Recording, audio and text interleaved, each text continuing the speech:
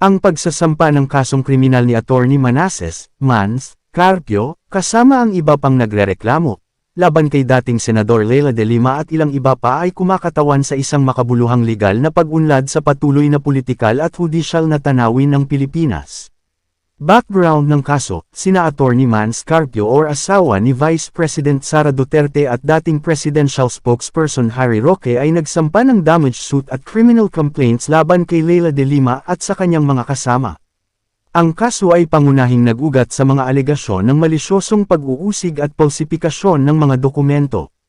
Naninindigan ang mga nagrereklamo na hindi makatarungang nadawit sila sa iba't ibang investigasyon, partikular ang mga may kaugnayan sa Davao Death Squad, at ang mga paratang sa extrajudicial killing, batay sa sinasabi nilang gawa-gawang mga testimonya at ebidensyang isinaayos sa panahon ng panunungkulan ni De Lima at mga sumunod na aktibidad sa politika.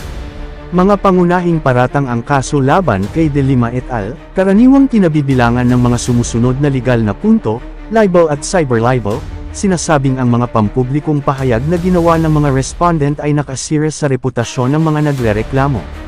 Malisyosong pag-uusig, ang paggigiit na ang mga legal na paglilitis ay sinimulan laban sa kanila ng walang posibleng dahilan at may malinaw na layunin na manggulo.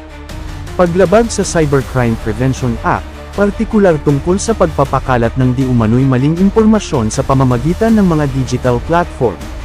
Konteksto ng legal, ang sistema ng hustisya ng Pilipinas, sa Pilipinas, ang mga ganitong kaso ay karaniwang isinasampa sa pamamagitan ng Department of Justice or DOJ o direkta sa Regional Trial Courts or RTC, depende kung ang pangunahing layunin ay criminal conviction o civil damages.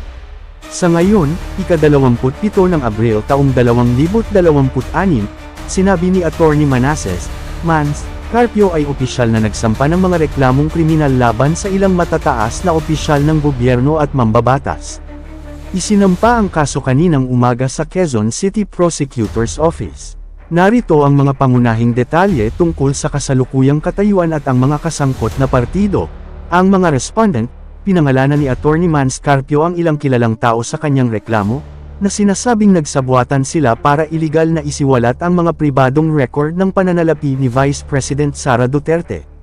BSP at AMLC officials, Bangko Sentral ng Pilipinas or BSP Governor Eli Remolona Jr., and Anti-Money Laundering Council or AMLC Executive Director Ronel Buenaventura. Mga mambabatas, mga miyembro ng House Committee on Justice, kasama sina Representatives Derval Luistro, Chel Jokno, Percival Sendanya, at Leila de Lima. Legal na batayan ng kaso, ang reklamo ay nagsasaad ng mga paglabag sa tatlong pangunahing batas ng Pilipinas. Una, Republic Act No. 1405, or Bank Secrecy Law, paratang sa hindi autorisadong pagsisiwalat ng mga pribadong bank account. Pangalawa, Republic Act No. 9160, or Anti-Money Laundering Act, ipinagtatanggol na ang mga talaan ng AMLC ay mahigpit na confidential at pinasandatahan para sa mga layuning pampulitika. Pangatlo, Republic Act No. 10173, or Data Privacy Act of 2012, ang pag-aangkin na ang personal na sensitibong impormasyon, kabilang ang mga pagbabayad ng insurance at utility, ay nalik ng walang pahintulot. Konteksto ng pag-file, ang hakbang ay kasunod ng ika-22 ng Abril na pagdinig ng House impeachment laban kay VP Sara Duterte, kung saan isiniwalat ng AMLC ang mga transaksyon na humigit kumulang 6.7 na bilyong piso na batay sa AMLC walang specific na records na nagsasabi na tama ang nakatala sa kanilang records. Ang legal team ni Attorney Carpio, sa pangunguna ni Attorney Peter Paul Danao, ay naninindigan na ang mga pagsisiwalat na ito ay bahagi ng isang scripted na pagsisikap para sa political black propaganda, at naganap sa kabila ng isang cautionary letter na ipinadala sa AMLC noong ika-15 ng Abril na tumututol sa anumang pagpapalabas ng impormasyon.